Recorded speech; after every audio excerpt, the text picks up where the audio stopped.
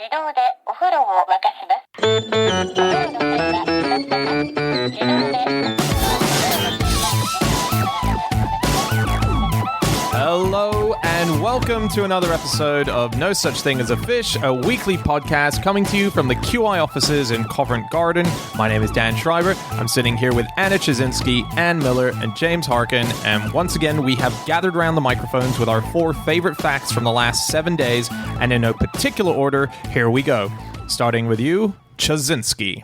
My fact this week is that as part of the preparation for the D-Day landings, the Allies used condoms to collect soil and sand from the Normandy beaches. Why? Because they just felt like it. So this was called Operation Postage Able, which was the operation that preceded the D-Day landings to check that they were going to work. And it involved sending Allied forces out under the cover of night in mini submarines, and then getting them to swim to the beach with a bunch of condoms and scoop up lots of sand in them. Because I guess condoms are just a useful receptacle. I think they ran out of I think they started off with, some sort of Tupperware and ran out and ended up using condoms. Okay. And it was to check that the sand wasn't going to be difficult to walk on. It was to check that it wasn't the wrong kind of sand, yeah. I think they suspected that it was kind of a sort of sinking sand. Oh, okay, right. So they ran out of buckets, so they used condoms. Obviously, yeah. That doesn't work so much if you're building sandcastles. Just a top tip. That's true. It also doesn't work the other way around. You can't supplant a bucket for a condom. Yes, exactly. So, why condoms? I mean, there must have been other things we could have used. I honestly think they are just a useful receptacle. I don't really know why we don't use them for more stuff. Yeah, they squish up so small and then they expand so huge. So a lot of survival advisors say you should use them as a water receptacle, and you should put it inside a sock because it's not that strong, so it can get quite easily pricked. I'm not going shopping with you if you think that condoms can be used for any kind of receptacle. The weekly shop. Would you like a bag? No, I brought my own. They have been making counterfeit condoms in China, and it's so weird because how do you counterfeit a condom? But I think they're not regulation. They're just buckets. They're just and they've put vegetable oil in them to make it seem like they've got spermicide in them to give it that same slippery quality. Oh God! Have you heard about the spray-on condom? No. I've heard of the spray-on t-shirt. It was like a aerosol, but it made fabric, so you sprayed it on, and it made the fabric as it sprayed. You could sort of make a spray on anything if you. I mean, no, but it was in 2006. The Institute for Condom Consultancy who created it, and it was inspired by the mechanics of a drive-through car wash. So the idea is that a gentleman's member would be inserted into a chamber. Into a car wash? Yeah, it's kind of like a little chamber. It's like a mini car wash, and nozzles would apply a coat of fast-drying liquid, that's latex, horrible. And that would go all around. And the guy comes out to clean the windscreens. Yeah. So the prototype meant that you could change sizes and everything, so they thought it would appeal to men who find difficulty finding the right size. It would appeal to men, mostly. Exactly. But they had several problems with it. One was that it had a 2 to 3 minute drying process, which they thought kind of killed the mood. The other mood killer was the loud hissing noise of latex being burnt. And also having to buy tokens in the garage before you start. Exactly. That's horrible. What's the point? So is that a sort of a green and recycling friendly thing? I think it was just an innovation for how you could sort of you can make your own condoms, DIY condoms. I think it shows not all innovation is helpful. Other uses for condoms. Other wartime uses for condoms, they were used in the Second World War to protect rifles from water. So you cover the barrel of your rifle with a condom. Okay. Quite useful. They're often used by engineers, apparently. I must ask my engineer friend about this, to keep soil dry. And they're commonly used, apparently, in the film industry if you're doing underwater filming to keep microphones dry. Yes, I've heard of this. Yeah. Really? Yeah. Only 25% of condoms in India are used for their correct use.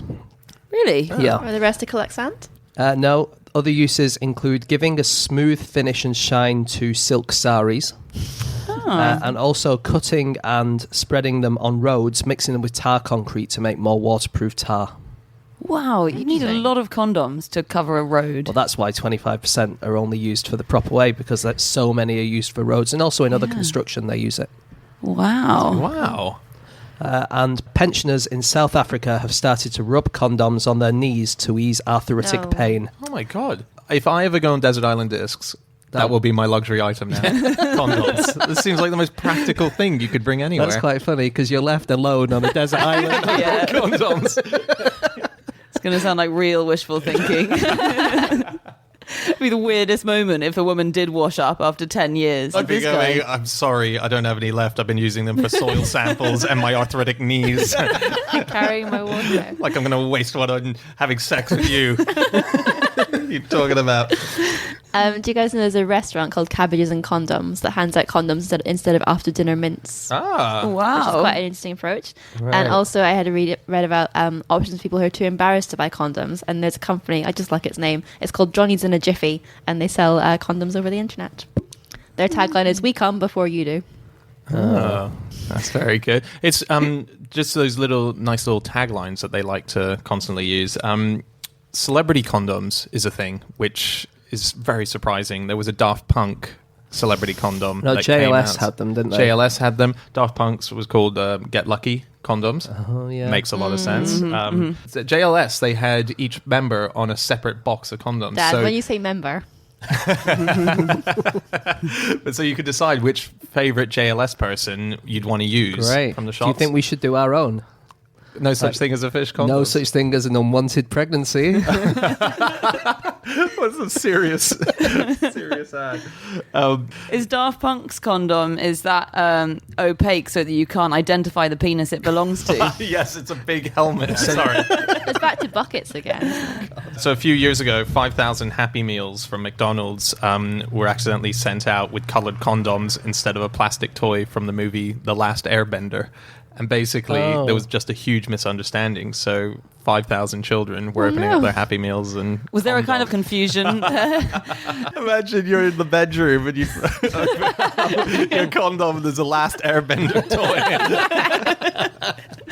Let's just play with this. It's much more fun. This is the best contraceptive ever. We're not having any sex now. So we've got evidence of condoms that goes back to 13,000 BC in a cave painting, which is quite Really? cool. I think it's in a cave painting in France, in the Grotte de Combarel, and it shows a man who looks like he's standing there with a condom over himself, probably made of animal skin. Over himself. Over his whole body, they hadn't Full quite body. mastered. Wow, really? Wow. Yeah. Is it? It's definitely what we think it is. Well, I mean, all we have is that picture that looks like he's got a covering over his willy, but why Yeah. else would you do that? Could be a Last Airbender toy. We're not quite sure. Some stuff about D-Day. Sure. Did you know that in 1943, so we started planning the D-Day invasions very, very early on, which obviously were in June 1944. In 1943, an early copy of the plans for them blew out of the window of Norfolk House in London and was found on the street by a short-sighted old man who went and handed it in and said, "I don't know what these are. I can't really read them because my eyesight's not very Oh, good." yeah. But maybe, yeah. He said, my eyes are just good enough so I can see the bits of paper, but not quite good Yeah. enough that I can tell anything that's on there. Yeah, I can see the address on the top of the paper that tells me it's this building. So, I always think it must have been so exciting, so code words were transmitted over the radio as signals to your various allies in the war that you were going to launch an attack, for instance. So Yes. on Radio London, I think a code word was transmitted to make the resistance fighters aware that D-Day was about to happen in the next 24 hours. And I just think that must have been the coolest thing. So I think the code for that was a poem. The first stanza of Paul Verlaine's poem, Chanson d'automne, as in the Song of Autumn. And that was the signal that the D-Day landings were going to happen within the next 24 hours. Wow. But that must have been the coolest thing. Yeah. You were listening to the radio and you'll go, "Oh my God, it's happening." Shall we talk about soil and Yeah. mud and stuff? Sure. Because according to Britain's leading earth sciences organisation, the Geological Society, 2015 is the year of mud. Is it? Yeah. Didn't know that. What are we supposed to do? I think it's to celebrate what an important and ubiquitous substance mud is. Is mud Okay. important? Yeah. it makes you happy. Did you know that? Mud? Yeah, Does it? playing in the mud is a microscopic bacteria called Mycobacterium vaccae, and they increase serotonin, which makes you relaxed and calm. So Right. playing in the Really? mud can That explains put a you in a lot of happy mood. Glastonbury photos I've seen over the years. all the mud, but they don't mind. it is. They're You just- thought it was the drugs. Turns It's out. just the mud. Just the mud. 1 tablespoon of soil contains more organisms than there are people on Earth, which is Wow. extraordinary, Yeah. right? more living things in that than there are human beings. And 15 tons of soil passes through an earthworm each year. They eat and poo out? Or? Yeah. Oh, okay. Wow. That's cool. I once read, and I'm not sure if it's even true, that if you get a field full of cows, then the weight of earthworms underneath the ground will be heavier than the weight of cows above the ground, no matter how many cows you have. Really? Yeah. Because you couldn't fit enough cows next to Yes. each other Yes. to... I don't know if it's true, but Yeah. It's, well, 1.4 million earthworms is the average number of earthworms you get in an acre of land. okay. of And crop what's land. the average weight So- of an earthworm? Let's all work this out, guys. I think this is going to be fun. Well, while you're working it, do you know acre is from an old English word that meant an open field of no particular measurements?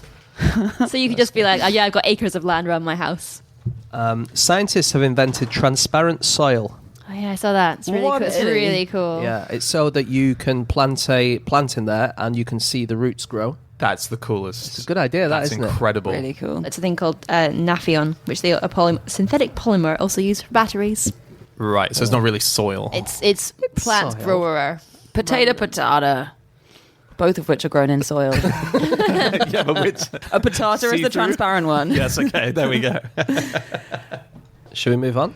I have one last thing that I just want to quickly mention before we move on. Just a movie recommendation. I haven't seen it yet, but it sounds fantastic. A movie called Killer Condom.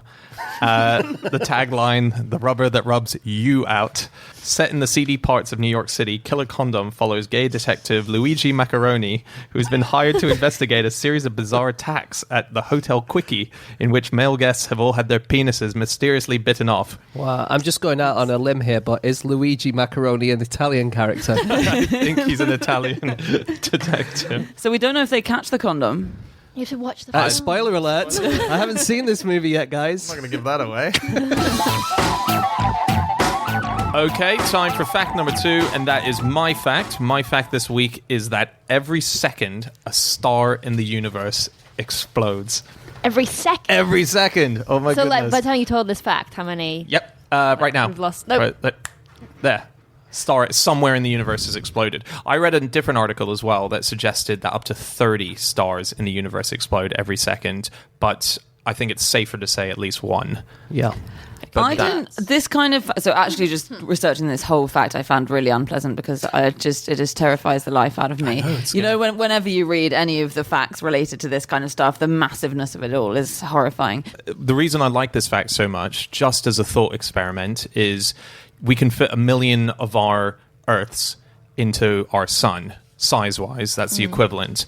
Our sun is quite a small sun in comparison to the majority of suns out there. And so just the idea of one of these things exploding, there's a lot of damage when a star explodes. The idea that that's happening every second of every day. Yeah. I mean, that's over 46,000 stars a day Yeah. exploding. But they're really rare.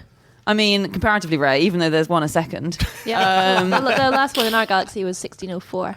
But it was almost as bright as Jupiter. I think that's the last Yeah. one we could see. Yeah. The last one we observed. Wow. So they think that in every galaxy you get 1 or 2 a century, don't they? Yeah. But I find this extraordinary as well, that the last one that we saw was, 1604, and Kepler saw that. And the last one that was seen in our galaxy before that was Tycho Brahe, who, was Kepler's tutor. Yep. And no one's seen one in our galaxy since. Wow. I find that bizarre. Just gotta If you wait. didn't know better, you'd say they were making it up, wouldn't you? They could be, but we've investigated their claims and we have evidence that they weren't. And we're still using the remnants of Kepler's supernova that he witnessed in 1604. So he wrote it down very clearly what he was seeing over a period of time. And we can still use his observations to study it now because we can still see the remnants of that supernova now. And we know exactly what kind of supernova it was. And we can actually use his observations, to work out how fast the universe is expanding. It's like a time marker in the universe that tells us how fast the universe is expanding. Did he actually see the supernova explode? Well, a new star appears, doesn't it? They saw the brightness. It was a supernova in 1006 that was so bright people could read their manuscripts at midnight. No. Wow. Isn't that cool? That sounds like a me fact. So I read that there's certain patches of the ocean that are so at the surface filled with little algae and animals that are bioluminescent that you could actually read a newspaper on your boat. It's so bright, the surrounding shine around Supposedly, you. during World War II, when they had blackouts in Japan, they would take bioluminescent creatures out of the sea and put them in like jam jars and use them as like lights and read things from them. That's very Which is clever. so romantic. Or isn't condoms when the jam jars ran out. Not romantic. Wow, that's amazing. Is that true? That's definitely true. A supernova Yeah. allowed us to read in the middle of the night. Yeah, they burn really bright. So one day we might be in the middle of the night and it will just light up. Yeah, And that's a supernova there from are it. 16 candidates I read for future supernovas in our galaxy. Betelgeuse is the nearest and would be apparently spectacular if that one goes. And excitingly, it's definitely going to explode sometime within the next Really? 100 million years. Oh, Yay! So that's what. I think if you say Beetlejuice 3 times, it explodes. No more times, guys. Yeah, because you can see Beetlejuice anyway, like just with your naked eye. So imagine how If that light it will went. be when it explodes. Oh my goodness. Yeah. You'll be reading all night. Yeah. Yeah. They can be far away and you cannot notice. So there was a brilliant thing in January 2011. A 10-year-old Canadian girl discovered a supernova. She was looking at pictures on her computer and spotted one. Did she say that's a supernova? Or Yeah. did she say, what's that? Yeah. Well, there's a guy in Australia. So Bill Bryson's book, Short History, Nearly Everything, and they call him the supernova spotter because Bill Bryson basically says that throw a bunch of sand onto a table, have him stare at it and stare at it and stare at it, take him away, remove a single grain, let him turn back, and he'll tell you that that grain is gone. Like he can have and he spots supernova by just looking at the night sky with a telescope. He and would have gone nuts in 1006. This is, James doesn't believe this at all. I mean, so that's a Dan fact. If you're looking for the difference. I can imagine him walking onto the D-Day beaches and going, wait a minute, there's a condom's worth of sand missing here. That grain, that grain, that grain. Yeah, maybe I've sexed that story up a bit. I mean, maybe it's true. I don't know. Yeah, I'm sure he claims it. It sounds like the kind of thing a wacky guy in Australia might claim, right? So, do you know how far away? You know how people say you can see like millions and millions of stars? Yeah. I think I think it's like roughly 4,000 stars is pretty much the maximum number of stars you'll ever see in the sky. Right. But do you know how far away we're seeing when we look up to the sky? No. We are seeing 19, I think that is quadrillion Whoa. miles away. Okay, well then why am I wearing glasses to see I know, 2 bloody- meters away. TV screen when I'm on a couch and I can see a star 19 quadrillion miles away? No, I don't really understand it. You should ask that next time you go to the opticians. You should say, I can't read that, but would you mind placing that 19 quadrillion miles from me? Because I appear to be extremely, extremely, extremely long-sighted. That is amazing, it's though, isn't it? extraordinary, That's isn't it? Incredible. Our tiny little eyes are taking in light from that far away. Yeah. So, good thing about supernovas is that is the only place where sort of more complicated elements than hydrogen and helium can be born. And so the human body is mostly made of like carbon, nitrogen, oxygen, a few other things, and they will all have been made in supernovas. So basically your whole body was created in a supernova. Yeah, so this is something that was freaking me out on the bus to work this morning when I'd just been reading this, and I was looking at a Boris bike stop, and I was staring at this metal of this Boris bike stop, and was like, you came from a star. That doesn't make any sense. It terrifies me. Everything you're looking at was born inside a star. Yeah. Mental. Explosions in space, different kind of stars, sometimes really absolutely stun scientists. They have no idea what to make of it. So, for example, in 1979, they found an explosion that was 50 times more intense than anything previously recorded. It was 180,000 light years away, and no one knew what it was. And the people at NASA and other leading scientists said that the odd thing about it was that its source was an area of only 187 miles in diameter, with a whole lot of energy erupting in a fairly small sector. It resembled a high-energy bomb blast, and they basically said it was unlike anything we've seen in They space. thought it was Star Wars. Exactly. They thought that what they were saying, basically, like, we know it won't be this, but what it looked like was we were witnessing an intergalactic battle between giant ships. Right. And this has led to Star Wars theory, which has been going since the late 70s. I mean, it turns out we know what it was now. It's a new kind of star that they hadn't yet previously detected. But since 1979, there's a great conspiracy theory that has been running. You can still see it online, Star Wars theory, that we witnessed an intergalactic battle. And the government's been covering it up ever since. It's very exciting. This is like, I think that's on the same level as, which is fictional, in Harry Potter, when they have, say, like they're having a fight in the sky, and there's a line about, oh, they think of the Muggles down below thinking of fireworks. So we see fireworks. Yeah. Yeah. See? It's just Voldemort. What do you mean, Why? see? Anne's proved my point. I forgot for a second she was talking fiction. Okay, time for fact number 3, and that is James. My fact this week is that the Tlaxcala cannibals of ancient Mexico ate their human flesh with chili sauce. Yum. Yeah. How do we know that? So, we found some bones of humans, and the bones have kind of been chipped with tools and gnawed on a little bit, so we know that, well, we think that they were eaten by humans, and they're also stained with chili sauce. They have the stains of the spices on the bones. Wow. So they assume that they were marinated before eaten. Well, you would, wouldn't you? Yeah, it makes sense. Yeah. This is a study from two universities, one in Madrid and one in Mexico, and these cannibals were living about 2,500 years ago. Wow. Yeah. It's good, that. Yeah, I like that. Yeah. It is. Because you never think about condiments or anything when it comes to eating humans. No. Yeah, and I think it's prejudice of us against cannibals to think that they don't have, the sensitivity of taste. Yeah, exactly. Like there's no gourmet version, like they're just gorging on stuff. No, they want to have a nice meal. Like, some people don't even think cannibalism properly exists. Like, they think, okay, Yeah. well, people do eat each other after war, after battle or something, or they might do real hardship, but they don't think that humans would do it just naturally because they're hungry. Yeah. But then I think there are a few examples of cultures that did, so I think that does happen, yeah. Yeah. I was reading about survival cannibalism, which is seen as sort of slightly more acceptable. If you're in a disaster and you have no choice, really, or you're going to die. In the 18th and 19th century, it was seen as something that basically as an occupational hazard of life at sea, and it's just something that happened from time to time. And the custom of the sea involved drawing straws. If you drew the second shortest straw, you had to do the killing. If you drew the shortest straw, you got eaten. Wow. Whoa. Democratic. John Lloyd told us a story once, which John Lloyd of head of QI. He was at sea. Yeah, he was at sea. It's an occupational hazard when you work at QI. Yeah. We'll accept it. No, do you remember that story he told us about how there used to be a guy that went around towns, and I don't know which country this is, but his act was buy tickets and he will eat a person on stage. And No so, way. yeah, he would go around to all these towns. People would pay all the money. He would sell out all these places. And he'd get on stage, and they're all going, what are we going to expect? What's going to happen here? And then the man said, I will now eat a person. Who would like to be eaten?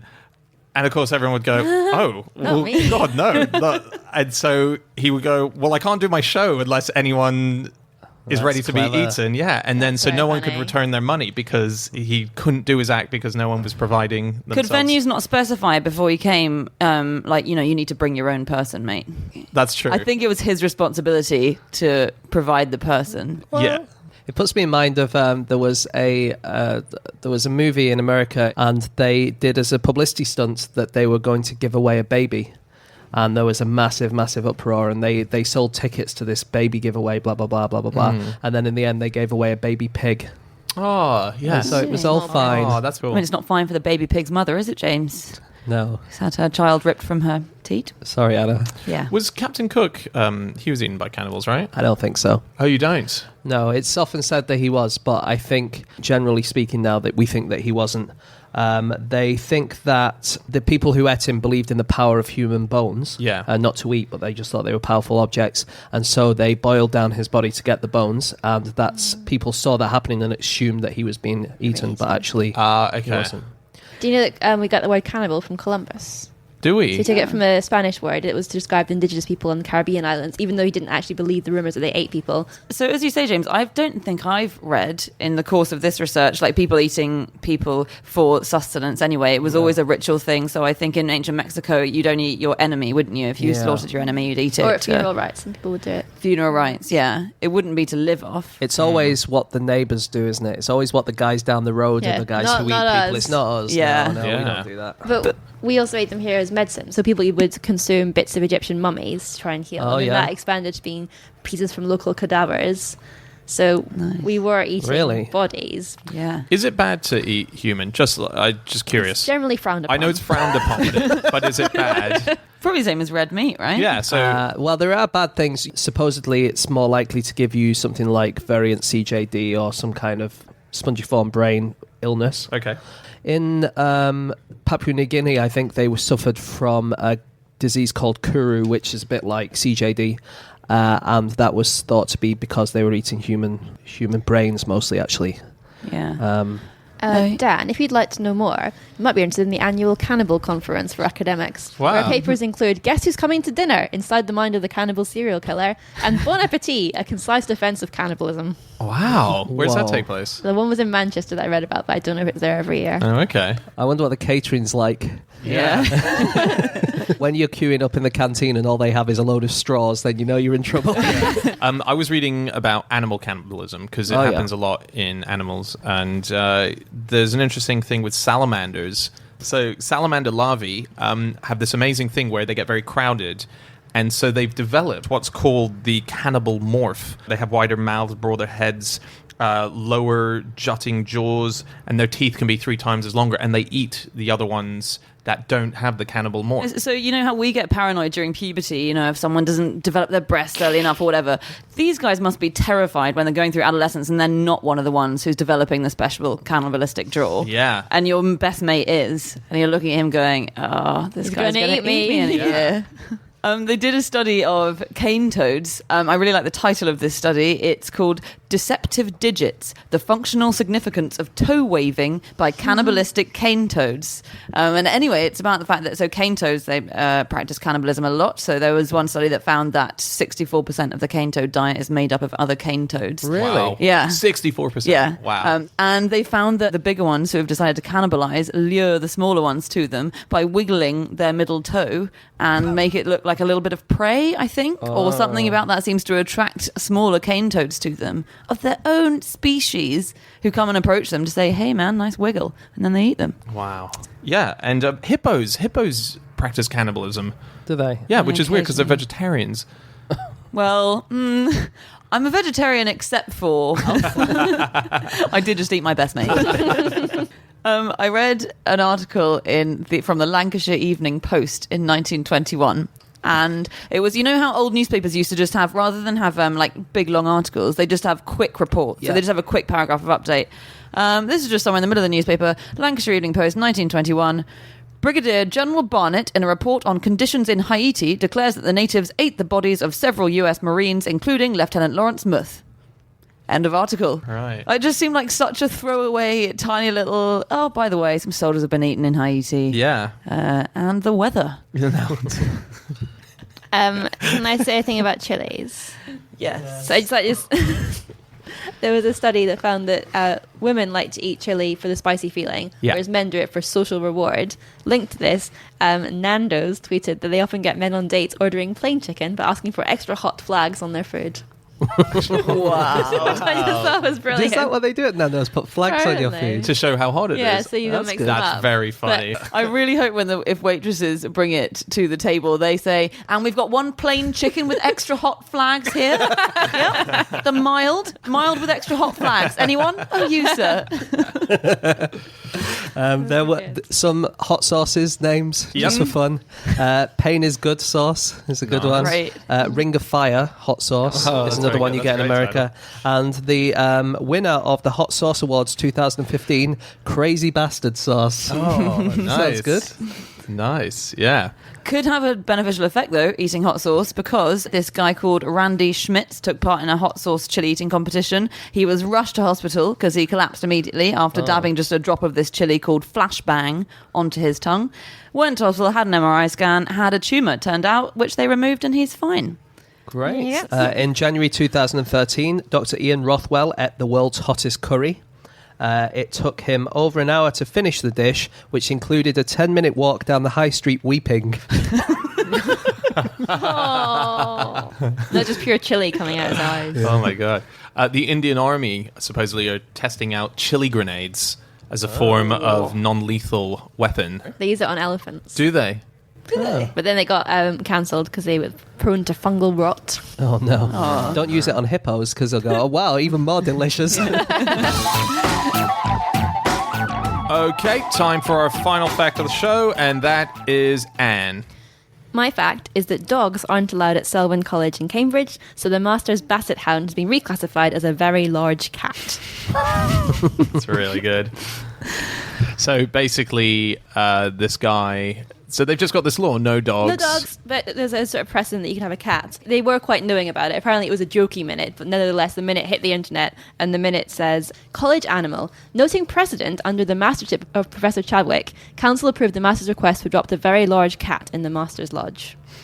And then everyone sort of taking it to heart, and people thought it was just a quirky Cambridge custom, and he'd go out in town and everyone would yell, "Hey, I love your cat," after his basset hound. But the story went viral. It was on the official Chinese news agency, on websites in South America, and he had to do an interview in America about what Yo-Yo the dog thought of the situation.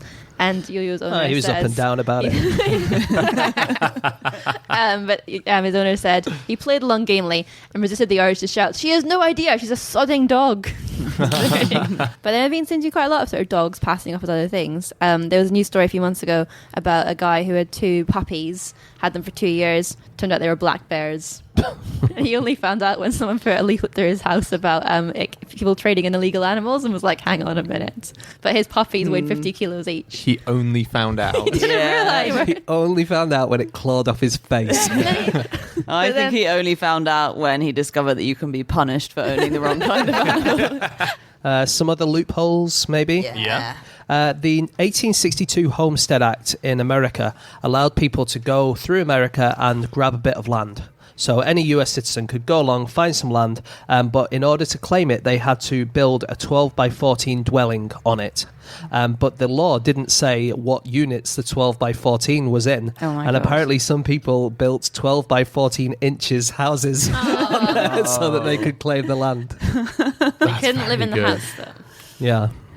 There was in 2007 smoking was banned in bars in Minnesota, and there was a bar called Barnacle's Bar, which found out it was losing a lot of custom on account of that, and it found a loophole in the law which said that smoking is banned in indoor places unless you are an actor in a play who's playing a character that smokes. And so the Minnesota bar said that they were staging a continuous live performance and that everyone in the bar was an actor. Very good. This is not a loophole, but I just like in the idea of bans that have happened. In 2013, Florida accidentally banned computers. What? Yeah, How? it was a very badly worded bill.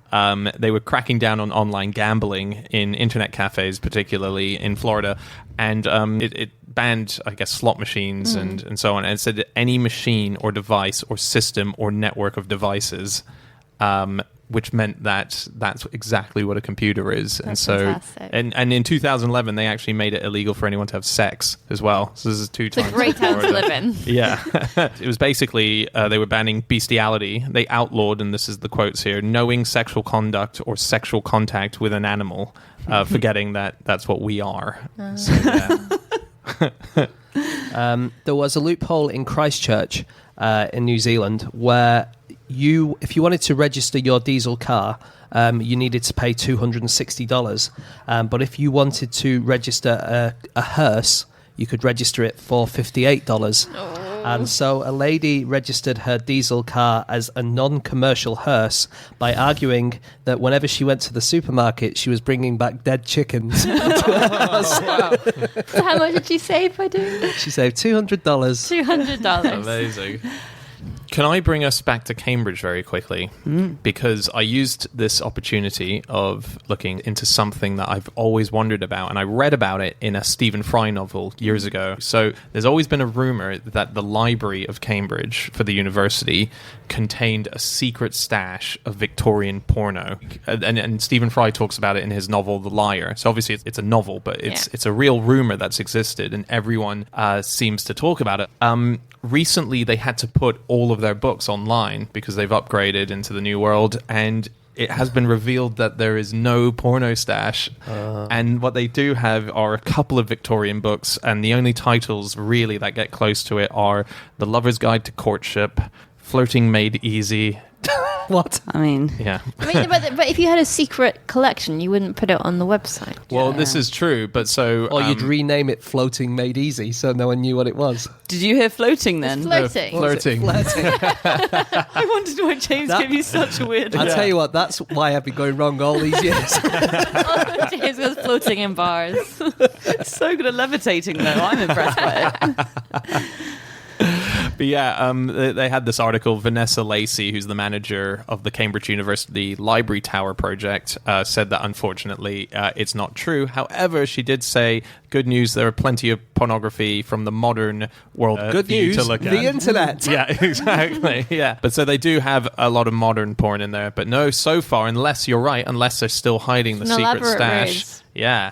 They did have something very recently, and it's a shame that it's been busted so quickly. There was a book in a Cambridge library where when you opened it, it was hollowed out on the inside and it had chocolate bars. You're not allowed to eat inside the library.